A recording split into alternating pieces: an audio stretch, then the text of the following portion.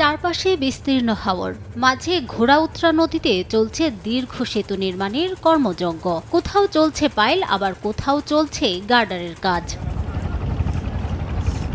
কিশোরগঞ্জের মিঠামইন উপজেলার শান্তিপুর ও গোপদিঘি এলাকাকে যুক্ত করে হাওর অঞ্চলে নির্মাণ করা হচ্ছে ১.২ কিলোমিটার দীর্ঘ সেতু, যা হতে চলেছে জেলার সবচেয়ে বড় সেতু। এলাকাবাসী বলছেন, সেতু না থাকায় এতদিন যাতায়াতে চরম ভোগান্তি পোহাতে হতো তাদের। সেতুটি নির্মাণ হলে মিঠামইনের হাওর অঞ্চলে সড়ক যোগাযোগের ক্ষেত্রে নতুন দিগন্তের সূচনা হবে।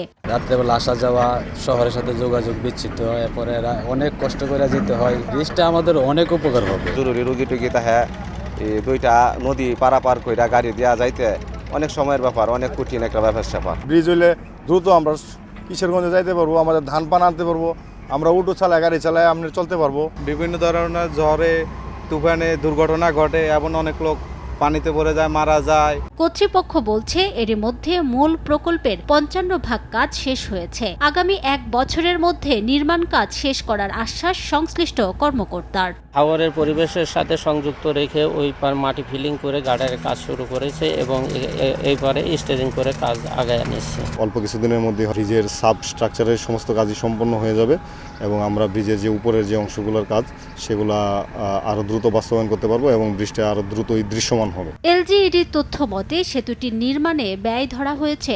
১৪৫,৬৫,৬০,০০০ টাকা। সময় সংবাদ, কিশোরগঞ্জ।